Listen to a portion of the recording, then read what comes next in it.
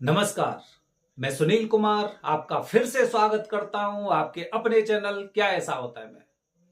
दोस्तों 18 तारीख आज से पितृपक्ष शुरू हो चुका है। करीब 16 दिन तक घरों में, हर प्रकार के घरों में, हर घर में पितरों की एक अलग तरह से विधि की जाती है। लेकिन उससे पहले हमें यह ध्यान रखना चाहिए कि आखिरकार उस विधि को करने का अधिकार आपको है या नहीं है।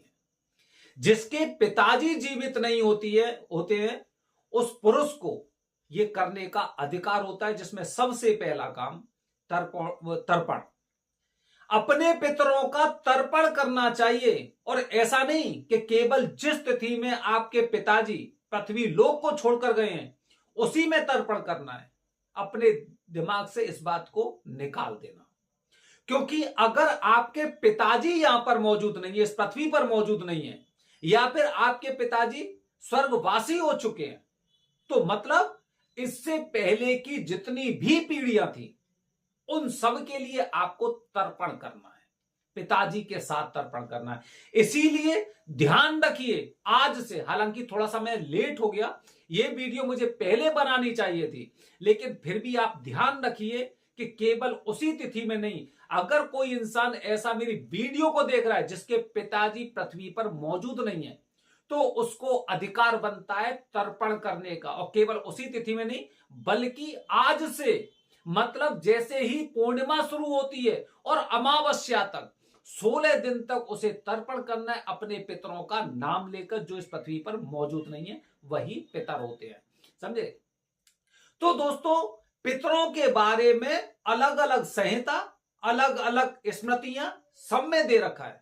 मनु स्मृति में पढ़ेंगे तो उसमें पितरों के बारे में बहुत अच्छा लिखा हुआ। मैंने शिवपुराण पढ़ी थी, काशी की शिवपुराण थी, उसमें 7वां खंड था, 7वां खंड था। उसमें पितरों के बारे में एक अलग से पूरा उनका महात्म्य वर्णन किया गया था। पितर क्या है? क्या पितरों की पूजा उतनी जरूरी है जितना हम अपने भगवान की देवी देवताओं की करते हैं? शिव पुराण के अनुसार उसमें यह लिखा हुआ था कि जो इंसान अपने पितरों को मानते हैं उनको भगवान की पूजा करने की भी आवश्यकता नहीं है, क्योंकि पितर वो सब कुछ देने वाले हैं जो कि भगवान की पूजा से प्राप्त होता है। अच्छा, अगर आप पितरों को मानते हैं तो भगवान पहले से ही प्रसन्न होते हैं, मतलब इनडायरेक्टली हम इस बात को भी कह सकते हैं। लेकिन यह जरूरी नहीं कि अगर आप भगवान की पूजा कर रहे हैं तो पितर प्रसन्न होंगे, यह भी जरूरी नहीं है। इसीलिए पितरों की पूजा बताई गई है। जैसे पितृपक्ष शुरू हो जाते हैं, अन्यथा आप क्या करते हो? सूर्य देव को डेली जल देते हैं, लेकिन पितृपक्ष में सबसे पहले अपने देवताओं को, अपने पितरों को अर्घ दिया जाता है, तर्पण किया जाता है, जल दिया जाता है। तो दोस्तों चलो किसी भी चीज को हम छोड़ देते हैं कि पितर हमें क्या देते क्या नहीं देते, लेकिन आज मैं आपको मनुस्मृति के अनुसार बता रहा हूं कि पितरों की पूजा का मतलब ऐसे नहीं कि हम दीपक जला के अगरबत्ती लगा के और हम कोई पूजा कर रहे हैं, मैं उसकी पूजा की बात नहीं कर रहा। पितरों की पूजा का मतलब पूजा की विधि अलग होती है। जैसे कि आप माता रानी की, देवी माता की, भगवान शिव की पूजा करेंगे, आप उस पर बेलपत्र चढ़ाएंगे, ठीक है, आप उस पर धतूरा चढ़ाएंगे। लेकिन भगवान विष्णु की पूजा करेंगे तो उस पर धतूरा नहीं चढ़ाएंगे, उस पर आप तुलसी चढ़ाएंगे उन पर, ठीक है। इसी तरह भगवान शिव जी पर तुलसी नहीं चढ़ाई जाती है, हल्दी नहीं चढ़ाई, वो रोली नहीं चढ़ाई जाती है, कुमकुम। तो सबकी पूजा का विधान अलग अलग होता है। इसीलिए इसी प्रकार जो पितरों की पूजा होती है, मतलब उनकी पूजा का मतलब आप ये मान के चलिए जैसे कि तर्पण कर रहे हैं, पिंडदान कर रहे हैं, श्राद्ध कर रहे हैं, उनके नाम का आप कुछ अन्न निकाल रहे हैं और उसका जो आपके अनुसार जो चीजें चलती है आपके समाज में, आपके क्षेत्र में, उन सब कार्यों को आप कर रहे हैं। तो दोस्तों पितरों की पूजा, पितर आपके लिए क्या कर सकते हैं, आज मैं मनुस्मृति की कुछ कड़ियां लेके आया हूं। वो मनुस्मृति की कड़ियां जब आप सुनेंगे तो आप समझेंगे कि पितरों के लिए कोई भी चीज अदेय नहीं है। अदेय मतलब ऐसी कोई सामग्री नहीं, कोई चीज नहीं है जो आपको नहीं दे सकते। तभी तो 16 दिन तक लोग लगातार लगे रहते हैं इन सब चीजों के लिए। तो सुनिए, गौर से सुनिए। आयु प्रजा धनम विद्या, आयु प्रजा धनम विद्या, स्वर्ग मोक्ष सुखानि च। आयु प्रजा धनम विद्या, स्वर्ग मोक्ष सुखानि च। प्रयच्छन्तु तथा राज्य, प्रयच्छन्तु तथा राज्य, पितर श्राद्ध तर्पिता।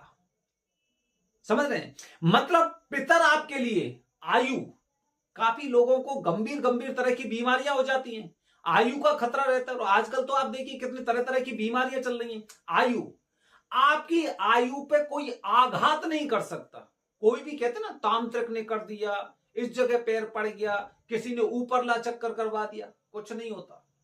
पितरों में जो विश्वास करेंगे वो शक्तियां को खत्म कर देते, जो नकारात्मक शक्तियां होती है।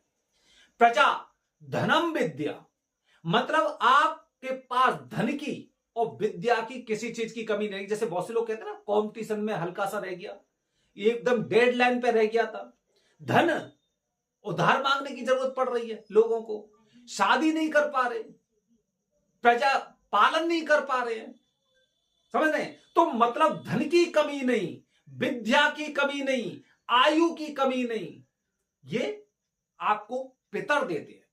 स्वर्ग मोक्ष सुखानी च, स्वर्ग जैसा सुख अगर इस पृथ्वी पर कोई आपको दे सकता है तो वो पितर है, सिर्फ पितर है। जो आपको मोक्ष भी प्रदान कर सकते हैं और स्वर्ग के अनुसार आपको फल भी दे सकते हैं, और हो सकता है कि वो आपको स्वर्ग लोक तक लेकर जाएं। ये सारे चीजें आपके लिए मात्र पितर कर सकते हैं। लेकिन आपको क्या करना है? प्रयच्छन्तु तथा राज्य, पितर श्राद्ध तर्पिता। सिर्फ आपको आपके पितरों के लिए साल में 2 बार श्राद्ध करना है, जिसे कि एक उनकी पुण्यतिथि पर किया जाता है और एक पितृपक्ष में किया जाता है। ये पितर केवल भावना के भूखे होते हैं कि केवल इनका नाम लेकर इनको जल दे दिया, जल अंगूठे से, पितरों को जल हमेशा अंगूठे से दिया जाता है इस तरह करके, ठीक है? तो जैसे इनको जल दे दिया उसी में प्रसन्न हो गए। और क्या चाहिए इन्हें? लड्डू पूड़ी हलवा वगैरह नहीं चाहिए कि भाई इनके लिए बहुत ज्यादा चाहिए तो वो खा जाएंगे और आपका भंडार खत्म हो जाएगा। जल 16 दिन तक आप जल दीजिए, उनका तर्पण करिए, 2 पिंडा दीजिए इनको, 1 पिंडा दीजिए, जितना दे सकते हो उतना दीजिए। आप रखिए, बाहर रखिए, कौए को खिलाइए, कुत्ते को खिलाइए, गाय को खिलाइए, किसी को खिलाइए। ये करना है, एक दोना सा लेके उसमें रख सकते हैं आप 16 दिन तक, ये काम तो कर सकते हैं। पितरों का नाम उनका स्मरण करके कर सकते हैं। हमें विद्या चाहिए, सुख चाहिए, धन चाहिए हमें, और हम 16 दिन तक छोटा सा कार्य नहीं कर सकते। बीमार रह सकते हैं, हॉस्पिटल में पैसा खर्च कर सकते हैं, लेकिन हम पितरों में विश्वास नहीं कर सकते। जिस तरह से हम पाश्चात्य सभ्यता की ओर बढ़ते जा रहे हैं, हमारा इन सब चीजों पे विश्वास कम होता जा रहा है, लेकिन हमारा नहीं हो रहा है। दोस्तों सोचिए, वायुयान, वायुयान किसी ने सोचा था 7 समंदर पार एकदम फुर्र करके उड़ जाएंगे आप? किसी ने सोचा था? फड़ फड़ फड़ फड़ फड़ फड़ फड़ हेलीकॉप्टर आएगा, एक जगह से दूसरी ले जाएगा? किसी को नहीं पता था। लेकिन हमारे ग्रंथों में लिखा हुआ था कि रावण दक्षिण मार्ग से, वायु मार्ग से आया था, जो जिसने माता सीता का हरण किया था।